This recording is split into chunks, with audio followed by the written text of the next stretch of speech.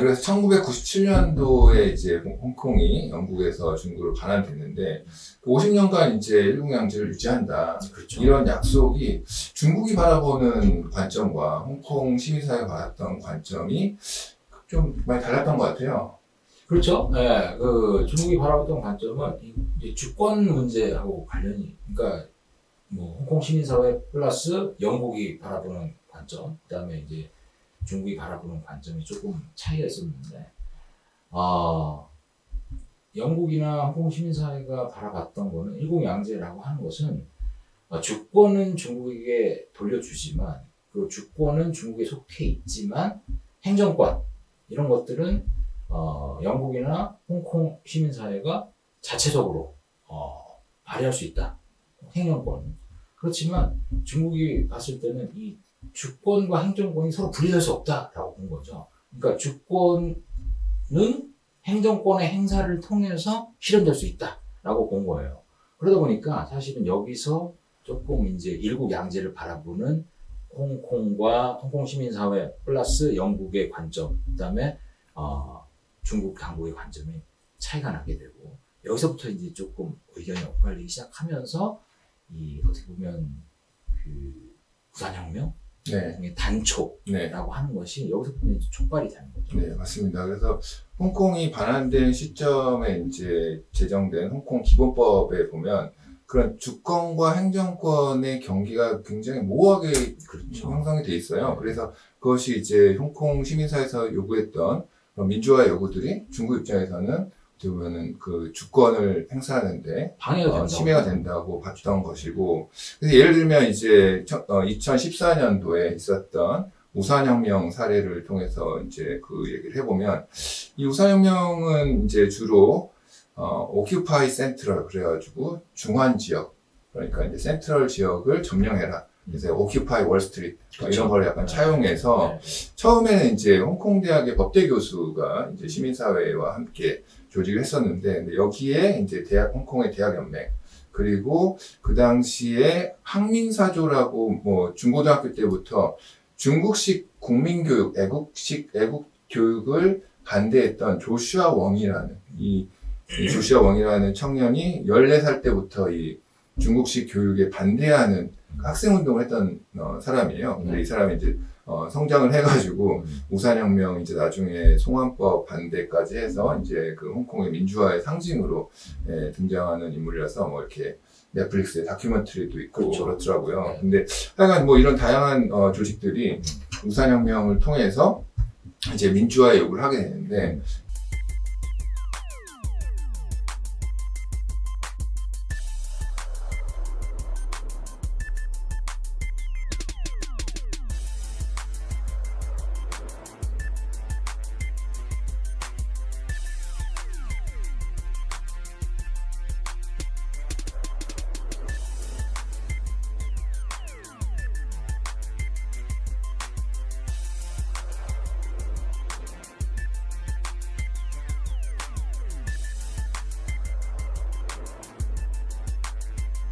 민주화 요구의 핵심은 바로 그거였습니다. 홍콩의 행정장관을 네. 직선제로 선출할 수 있게 해달라라고 네. 요구를 했는데, 중국에서 봤을 때는 그 행정장관을 마치 우리나라 대통령을 뽑듯이 전 국민이 이렇게 직선제로 선출하는 것이 아니라 중국 정부에서 어떤 조직을 통해 갖고 선거단을 통해서 지정한 3명, 네. 3명의 후보 중에서 너네가 투표할 수 있다라고 한 거죠.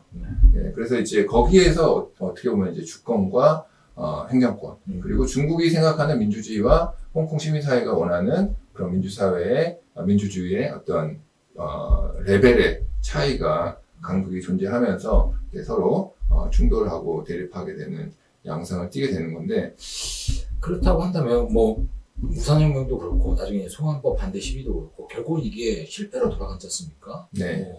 뭐 송환법 현재 반대는 진행 중이라고 코로나 볼 수- 때문에 할 수는 있지만, 그렇긴 그런데 한데, 이제 뭐 코로나 때문에 결국은 그 권위주의 정권이 결국은 홍콩 시민사회를 통제할 수 있는 그 어떻게 보면 막강한 기제를 제공했다고도 보이긴 하지만, 네. 사실 그 근저에는 어떤 그 홍콩 사회를 구성하고 있는 여러 구성 분자들 사이에서의 어떤 화학적 결합, 단결 이런 것들이 약했기 때문에 결국은 실패한 것이 아닌가 그런 생각도 한번 해보거든요, 저는. 네, 그래서 특히 우산혁명의 그 결과에 대한 이제 뭐 분석이나 그런 것들을 읽어보면 특히 이제 그 우산혁명이 대학생 조직, 그 다음에 시민사회에서도 좀 어떻게 보면 교육 수준이 높은 지성인 중심의 어떤 시민사회가 중심이 되었다면 노동자 계급과의 연대가 좀 취약했던 것이 아닌가 이런 지적이 있었더라고요. 네, 네. 그래서 보면은 뭐 교육 수준이 낮거나 네. 소득 수준이 낮은 그런 계층에서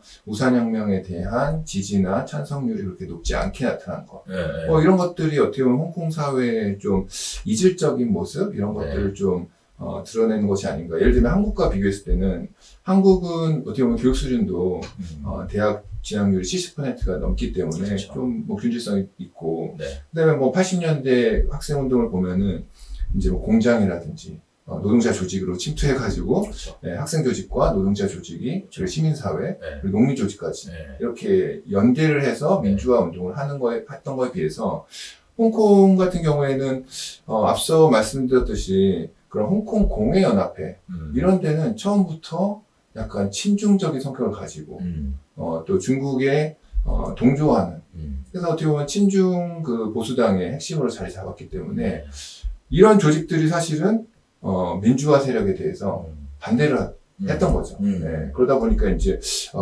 그 노동자 계급과 어떤 민주화 운동을 했던 네. 세력 간의 네. 간극이 처음부터 좀 존재했던 것이 아닌가. 그래서 홍콩 사회의 그런 구성들을 보면 홍콩이 의외로 대학 진학률이 높지 않더라고요. 네. 30%를 최근에 겨우 넘은 걸로 알고 있는데 네. 한국이 유독 높은 거기도 하지만 홍콩 같은 경우에는 대학 진학률뿐만 아니라 이런 소득 격차라든지 이런 게 굉장히 커가지고 우리가 홍콩을 생각할 때 홍콩 하면 교육 수준도 높고 소비 수준도 높고 이렇게 막 관광객들이 가는 경우에는 그렇죠. 상업지구를 주로 가기 때문에 그렇죠. 근데 홍콩에 또 변두리를 가면 네. 굉장히 낙후한 그렇죠. 빈민가들이 아직도 존재하고 노동자들은 거기에서 아직도 굉장히 열악한 소득 환경 속에서 소득 주권 속에 살고 있기 때문에 그런 어떤 계급적인 간극과 이질성이 이런 민주화 운동의 그런 추동력을 좀 약화시키는데 영향을 미친 것도 있지 않나 이렇게 좀 생각이 들더라고요. 그럼 우리가 보통 봤을 때는 홍콩 시민들은 다 뭐 우산혁명에 동조하고 또 아니면은 뭐 송환법에 다 반대를 하고 뭐 이렇게 많이들 생각을 하고 있는데 사실은 그렇지 않았던 거네요. 결국은 그 홍콩 사회 내부에는 그 각자가 나름 가지고 있는 계급적 이해관계에 따라서 그런 이슈들에 따라서 굉장히 다양한 스탠스를 취하고 있었다라고 보는 게 어떻게 보면 의견 타당하게 보이는데 어떻게 생각하십니까? 근데 2019년 그 범죄인 송환법 반대 시위 때는 그 시위에 참여한 인원만 200만 명 정도 됐다고 해요. 네.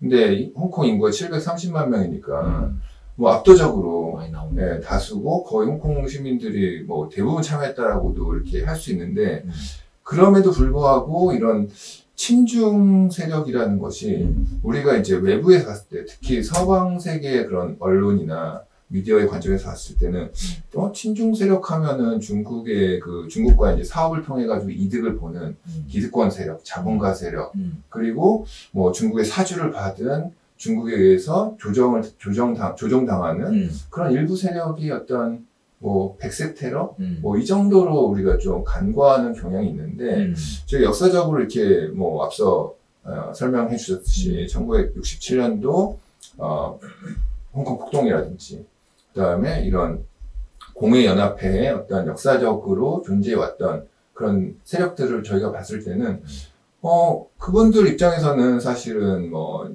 지금 그 사람들이 한 60대 70대인데 그렇죠. 67년도에 사실은 폭동을 통해 가지고 영국 제국주의에 굉장히 강하게 저항하면서 그죠? 그들의 계급적 이익을 지키기 위해서 중국에 의존을 했었고 그러다 보니까 이제 홍콩이 중국에 반환된 이후에는 중국에 의존을 하면서 어떻게 보면 친중 세력으로서 자리를 잡은 건데 이들을 단지 그냥 중국에 의해서 조종당하고 사주된 그런 세력으로만 볼 수 있을 건지 약간 애매모호한 그런 점이 있긴 하더라고요. 그러니까 네. 홍콩 사회가 가지고 있는 그 복잡한 정체성을 우리가 너무 그 일반화시켜서 보는 게 아닌가 하는 네. 그런 생각이 들기도 하거든요. 물론 뭐 그 이제 한국 입장에서 봤을 때는 민주화 운동을 하고 네. 어떤 시민사회와 그런 연대를 하고 네. 그런 것들을 지지를 하는 거는 당연한데 네. 그럼에도 불구하고 모든 홍콩 사회를 어떤 하나의 균질적인 집단으로 그렇죠. 보기에는 네. 홍콩 사회에 존재하는 그런 계급적인 질성, 그다음에 그렇죠. 세대 간의 그 어떤 시대 정치적인 의식의 차이, 그런 것들이 너무나 다양하고 복잡하기 때문에 그게 사실은 또 홍콩의 어떤 민주화 운동이 발전해 나가는데 약간의 어떤 걸림돌이 되지 않나 네. 이런 분석도 있다는 걸 한번 좀 짚고 넘어갈 필요가 있다고 생각합니다. 아무튼 2020년도에 이제 코로나가 이제 발생을 하면서 네. 홍콩이 또 2000년대 초반에 그 사스의 그 어떤 트라우마가 너무 강하기 때문에 코로나로 인해서 국가 방역 통제가 어떻게 보면은 완전히 이제 민주화를 차단하게 되면서 그동안 미뤄왔던 뭐 홍콩 국가보안법이라든지 그다음에 그 홍콩 선거제를 개편해서 어떻게 보면은 그동안 이제 홍콩 시민사회가 이루었던 조금 그 작은 민주적 성취들이 이미 어떻게 보면 다 이제 무효화되고 그렇죠. 심지어 민주화 그 세력들이 그래서 뭐 정당들이 다 해산하고 민주화 정당들이 이제 해산당하고 그다음에 홍콩의 어떤 민주적 성향의 노조도 이제 해체를 하고 뭐 그런 좀 암울한 현상이 되면서 사실은 이제 2046년도가 되면은 일국 양제가 끝나면서 그렇죠. 어떤 세기말적인 어떤 암울한 전망 뭐 이런 것들이 이제 우리가 흔히 접한 이제 왕가위 감독의 화양연화라든지 뭐 2046이라는 영화의 그렇죠. 그런 그 암울한 미래에 대한 전망들과 두려움 이런 것들이 반영되지 않았습니까? 근데 사실은 그 2046년도에 그 두려운 상황이 반토막 잘려가지고 이미 온 거예요. 25년 앞당겨서 네. 2021년도에 이미 온 것이 아닌가. 그렇죠. 그래서 홍콩의 그런 시민사회 입장에서 봤을 때는 굉장히 그런 절망적인 그런 현상들이 지금 도래하지 않았나 이렇게 생각이 되고 또 앞으로도 사실은 전망이 어두운 게 홍콩의 인구는 점점 줄어들고 있습니다. 그렇죠. 평균 출산율이 0.7명이고 그 다음에 홍콩의 그런 정치 상황이 불안해지면서 많은 또 홍콩의 시민들이 특히 이제 교육 수준이 높고 어떤 전문직일수록 뭐 영국이라든지 이렇게 포주로 해외 이주 가는 숫자가 늘어나면서 이제 전문 인력이 빠져나가니까 홍콩 정부에서는 그런 전문 인력을 이제 확충하기 위해서 중국 본토로부터 이제 고학력 전문 인력들을 초빙하기 위한 그런 특혜들을 제공하더라고요. 그리고 이제 뭐 홍콩의 대학원 같은 경우에도 제가 홍콩 방문했을 때 어떤 대학원 같은 경우에는 대학원 정원의 거의 90% 이상이 본토 학생들이 그렇더라고요. 마치 우리나라 대학원이 중국 본토 학생들이 와야 유치가 되는 것처럼 홍콩 대학원도 이미 본토 학생들로 인해서 어떻게 보면 재정 상황이 유치가 되고 있는 거더라고요. 그래서 이런 식으로 다양하게 홍콩의 그런 젊은이들이, 그 중국 본토의 젊은이들이 홍콩에 와서 정착하게 되면 홍콩을 구성하는 인구 구성이 어떤 본토 출신들이 점점 늘어나는 거죠. 그러다 보면 이제 뭐 친중이냐 아니냐가 아니라 친중이냐 뭐 반중이냐가 아니라 그냥 중국 사람들이 홍콩을 이제 좀 차지하게 되는 홍콩의 본토와는 필연적인 어떤 그런 수순을 밟고 있다. 네, 점점 늘어나고 있는 거죠. 그러다 보니까 이제 저희가 뭐 이제 봤던 그 유튜브 동영상을 보시면 중국 국가가 이제 배경으로 쫙 나오고 거기에서 이제 아이들이 중국식 교육을 받으면서 중국 국가를 부르고 중국 국기를 바라보면서 애국적인 중국 국민으로서 성장하게 되고 그러면서 홍콩과 중국은 연결돼 있고 하나고 뭐 이런 어떤 일종의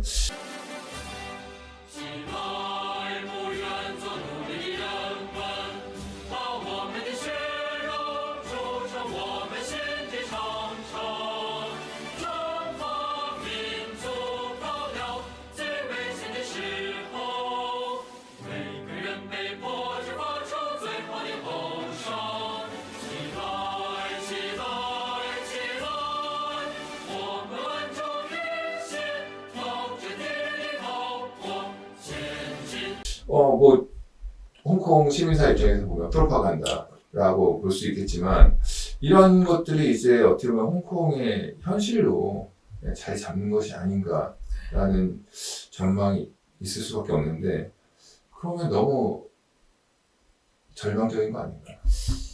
뭐 아까 말씀하셨다시피 그 코로나 사태가 굉장히 어떻게 보면은 진짜 2046년을 앞당긴 게 아닌가 하는 그 말씀을 해주셨는데 그거 굉장히 저도 동의하는 바고 어떻게 보면 국가 권력이 민간 사회에 그 깊숙하게 침투할 수 있는 기회가 아니었나 그런 생각이 들고요. 그래서 그 중국 사회를 우리가 흔히 설명할 때 국진민퇴라고 얘기를 많이 하잖아요. 그러니까 국가는 그 세력을 넓히고 그다음에 민간 시민사회는 국가 권력에 밀려서 쇠퇴하는 그러한 전형적인 그 어떤 사례들을 본토의 사회적인 그 상황을 설명할 때 얘기를 많이 하는데 그런 상황이 이제 홍콩에서도 아주 압축적으로 벌어지고 있는 게 아닌가 그런 생각이 들고 그런 측면에서 이제 왕가희 감독이 2046년에 얘기했던 그 2046년이라고 하는 영화를 통해서 보여줬던 그러한 암울한 전망 그리고 어떻게 될지 아무도 모르는 그러한 전망이 어떻게 보면은 지금 더 좀 절실하게 와닿지 않나 그런 생각을 하게 됩니다. 그래서 2046이라는 그 왕가희 감독의 영화를 보면은 이게 참 뭐 굉장히 직접적으로 그 절망감과 두려움을 묘사를 하고 있더라고요. 그래서 이제 그 영화의 전체적인 테마는 이제 2046년으로 가는 미래로 가는 이제 타임머신이죠. 네. 기차를 타는데 그 기차를 타는 이유는 잃어버린 사랑과 추억을 찾기 위해서 갑니다. 네. 하지만 그 열차를 타는 사람 중에서 돌아온 사람은 없어요. 그러니까 굉장히 알 수 없는 미래를 향한 네. 가서 이제 어디로 충돌할지 모르는 그러니까. 그런 기차를 타는 네. 건데 또 그 기차 위에서 또 남자 주인공이 인조인간 여자 승무원과 사랑에 빠져요. 그러면서 그 인조인간과의 사랑에 대한 또 죄책감을 느낍니다. 이런 어떤 암울한 모습들이 적나라하게 드러나 있고 또 이 같은 영화에 호텔방이 있는데 2046 호실이 있고 근데 그 2046 호를 예약했는데 그 방에서 살인사건이 일어났어요. 네. 그 방에 못 들어가요. 대신에 너는 그럼 2047로 가라. 그래 거기에 이제 임시로 머무르는데 그럼 이 영화에서 나오는 거는 이 2046이라는 숫자, 그 2046년이라는 시기는 사실은 이제 뭐 끝을 알 수 없는 블랙홀인 거죠. 그렇죠. 홍콩인들 입장에서는. 그래서 이 홍콩인들이 과연 이 50년 후에 일국 강제가 끝나는 2046년도에 대한 두려움과 절망이 얼마나 큰지 정말 노골적으로 드러나는 영화라고 보는데 사실은 그게 이제 코로나 때문에 앞당겨졌지만 그럼에도 불구하고 이제 표면적으로는 22년 후면 실제로 일국 강제가 끝납니다. 얼마 남지 않았어요. 그렇게 되면 이제 홍콩은 어떤 자치권이라든지 뭐 이런 것과 상관없이 만약에 중국이 결정을 해가지고 중국의 하나의 그런 뭐 성으로 편입을 한다고 해도 뭐 아무도 뭐라고 할 수 없는 거죠. 그 화양연화를 보면 그 양조위하고 장만옥이 그 사랑을 나누던 그 호텔방도 2046호잖아요. 그러니까 왕 감독이 어떻게 보면 그 나름대로 이거를 하나의 테마예요. 생각을 해가지고 그 벌써 2000년대 초에 2000년에 만든 거겠죠. 네. 그죠? 그 두 개의 영화가 서로 이렇게 얽히고 설켜서 그런 거죠. 진행되어 있습니다. 네. 그래서 돌이켜 보면 사실은 이제 영국의 식민지가 될 때부터 이제 영국의 홍콩이 활용돼서 영국의 식민지가 될 때부터 이미 그 어떤 비운의 운명 이 예정되어 있다고 봐야죠. 홍콩 사회의 비운의 운명은 시작된 것이 아닌가. 그래서 홍콩의 이제 어떻게 보면 이제 제국의 지배를 받으면서 빈부격차는 더 커졌고 그 빈민들과 노동자 계층이 67년도에 들고 일어났을 때 그런 것들을 이제 무협으로 탄압하면서 어떻게 보면 중국 그 중산층 그다음에 지식인들과 노동자 계층 간의 간극은 또 벌어졌고 그러다 보면 이제 중국의 어떤 뭐 금융이라든지 중국과 사업을 하는 기득권층은 또 이제 홍콩이 반환된 이후에는 중국과 붙어서 그렇죠. 자신들의 기득권을 또 유지하고 예. 또 그 다음에 이제 그 홍콩의 지배하에서 어떤 민주화의 어떤 단초를 마련하지 못했던 중산층들, 그 다음에 청년 계층들은 또 이제 중국에 대해서 저항을 하는데 그들과 함께 연대를 해야 될 노동자 계층은 유리되어 있고 유리되어서 이미 친중의 세력으로 넘어와서 홍콩 반환 이후에는 굉장히 아이러니하게도 그 사회의 가장 기득권층인 그런 사업가들과 자본가들이 그 노동자 친중 그 노동계급과 결탁해서 하나의 정치 세력화, 보수화된 정치 세력화가 되고 그다음에 민주화를 요구하는 어떤 중산층이라든지 지식인과 학생들, 청년들은 또 다시 절망적이고 어떤 그런 비운의 운명에 빠지는 그런 것들이 이제 반복되는 것이 아닌가 해서. 그런 측면에서 보면 아까 잠깐 그 1980년대 한국 학생운동, 80년대 90년대 학생운동을 말씀하셨는데 어떻게 보면은 그 노학연대, 그 다음에 뭐 농학연대 이런 것들에 신경을 많이 썼던 한국 케이스가 어떻게 보면 굉장히 좀 특수한 케이스가 아닐까 그런 생각도 들고. 그러니까 저희 대학 다닐 때 방학 여름 방학 때 다 농활 갔잖아요. 공활도 갔어요. 저희 선배들 네. 갔던 거예요. 그런 게 우리 때는 이런 거 왜 하지? 그렇기도 하고 참 뭐 당연하게 생각했었는데 이런 관점에서 보면 굉장히 유니크하고 그렇죠. 유니크한 민주화를 위한 굉장한 기반을 마련하는 게 아닌가. 그리고 어떻게 보면은 우리가 홍콩을 볼 때 그런 어떤 이 지식인들과 그 중국에 저항하는 그 저항 세력으로서 어떤 약간 동정심을 갖고 보잖아요. 동정심을 갖고 보는 것보다 이 사람들이 왜 어떻게 보면 그런 어떤 연대, 노동자들과의 연대 이런 것들을 꿈꾸지 않았나, 그리고 그걸 실현하지 않았나 이런 것들이 아까 그 교육 그 대학 진학률 통해서 말씀을 해 주셨지만 어떻게 보면 배운 자와 배우지 못한 자 사이의 어떤 그런 간극이 한국 사회보다 훨씬 더 홍콩 사회가 큰 게 아닌가. 그리고 이게 단순히 홍콩 사회뿐만이 아니라 중국 전반을 봤을 때도 그리고 그 교육 그러니까 배운 자와 배우지 못한 자들의 어떤 그런 간극 이런 것들이 사실 어떻게 보면 도시와 농촌 사이의 간극만큼이나 굉장히 어떻게 보면 중국의 어떤 발전을 가로막고 어떻게 보면 이게 중국적인 특성일까라고 생각할 만큼 굉장히 어떻게 보면은 특수한 굉장히 좀 흥미로운 그런 점이라고 생각이 들더라고요. 네, 그 문제는 저도 뭐 좀 더 뭐 드릴 말씀이 있긴 한데 일단 뭐 한 가지 덧붙이자면 홍콩도 그 시민사회, 민주화 세력, 지성인과 노동자 간의 연대가 있긴 했어요. 그 노동조합의 이름이 홍콩 직공회 연맹입니다.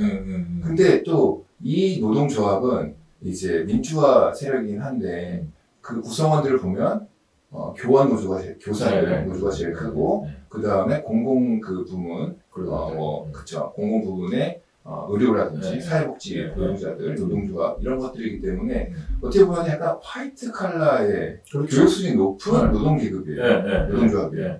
약간 그래서 지성인 중심의 혹은 중산층 중심의 민주화 세력이 연대한 노동자 계층을 보면 화이트 컬러 그다음에 고학력 노동자의 확률이 높은 거죠. 그래서 이제 그런 측면에서 봤을 때는 역시 약간 교육 수준이 좀 낮은 노동자 계층과의 연대가 좀 부재한 거는 좀 부인할 수 없다. 그래서 홍콩의 뭐 특수성도 있는데 방금 말씀하신 대로 중국 전체를 놓고 보면 저희가 이제 89년도 천안문 사태 때도 그 천안문 광장에 모였던 중국의 대학생들, 그다음에 지식인들이 중국 그 공산당의 개혁과 이제 뭐 부패 척결을 요구를 하긴 했지만 그들의 이제 정치적 주장 속에는 뭐가 있었냐면 자신들은 공산당에 대한 조언을 제공하고 그다음에 개혁을 요구할 만한 어떤 지적인 권위가 있다라고 생각했던 것 같아요. 그렇기 때문에 어떤 중국의 일반 시민이라든지 서민이라든지 노동자 뭐 더 나아가서 농민 그들과의 이제 구별짓기 이런 게 좀 존재했었고 그게 천안문 사태가 이제 뭐 그 이후에 민주화로 발전하지 못했던 원인으로서 이제 학계에서도 많이 지적을 하고 있더라고요. 그래서 말씀하셨듯이 중국인들이 가지는 중국 사회에서 가지는 홍콩을 포함해서 지식인 계층 혹은 어떤 중산층에 공유하고 있는 어떤 그런 어떻게 보면 특권의식, 서민의식, 특권의식. 혹은 이제 뭐 도시와 그렇죠. 농촌 간의 혹은 중산층과 빈민계층, 노동자계층 간의 이 간극이라는 거는 역사적으로 계속 반복이 되어 왔고 어떤 역사적인 어떤 구조적인 문제가 아닐까라는 생각이 들고 그런 거에 이제 비추어서 보면 한국 사회가 굉장히 교육 수준도 광범위하게 높아지면서 그런 도시와 농촌 간의 간극, 그 다음에 중산층과 노동자 계급 간의 간극, 뭐 이런 것들을 좀 극복하는데 굉장히 효율적이고 적극적으로 노력을 하고 성취했던 그런 사회가 아닌가 단추를 한번 해보게 됩니다. 네. 아니 그리고 그게 아마 마오쩌둥이 그거를 아마 가장 샤프하게 인식하고 있었던 사람 중에 한 명이라고 저는 생각해요. 그러니까 그 문화대혁명이 사실은 어떻게 보면은 지식인 탄압, 뭐 문화대혁명 이전에 있었던 뭐 쌍백운동 같은 경우에 결국은 밖에서는 지식인 탄압이라고 보지만 사실은 어떻게 보면 마오쩌둥이 계속해서 견지하고 있었던 지식인에 대한 태도는 사실 그런 어떤 특권의식이나 선민의식을 타파해야 된다, 그걸 버려야 된다라고 하는 게 그의 일관된 주장이었거든요. 그게 뭐 문화혁명 때 그렇죠. 피크를 이뤘지만 그거에 대한 이제 반성을 한 거죠. 하면서 이제 다시 원래대로 돌아오고 있는 건데. 네.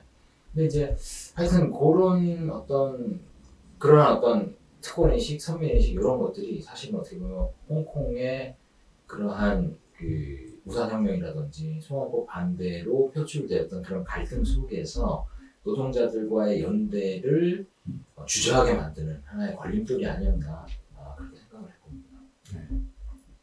그러면 이제 뭐 저희가 뭐 마무리를 하면서 그런 홍콩의 어떤 앞으로의 전망, 뭐 미래 이런 걸 생각해 보면은 뭐 어떤 얘기를 할 수 있을까요?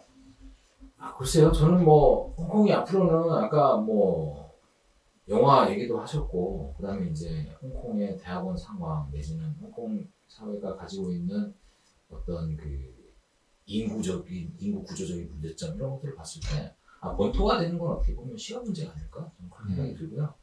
그런데 결국에는 뭐 시민사회 문제도 홍콩이 이제는 중국의 영향을 뭐 받을 수밖에 없지 않나. 그래서 뭐 민주화라든지 어떤 시민사회의 목소리라든지 이런 것도 중국 본토에서 민주화에 대한 요구가 높아지고 사회적 변화가 일어나면서 홍콩도 같이 연동해서 그런 어떤 시민사회의 움직임들이 어느 정도 가능성을 좀 찾아볼 수 있지 않을까. 그래서 결국에는 중국 사회가 어떻게 변화하느냐 이것이 홍콩에도 영향을 미치게 되는 그런 것들이 더 커지지 않나 이렇게 생각합니다.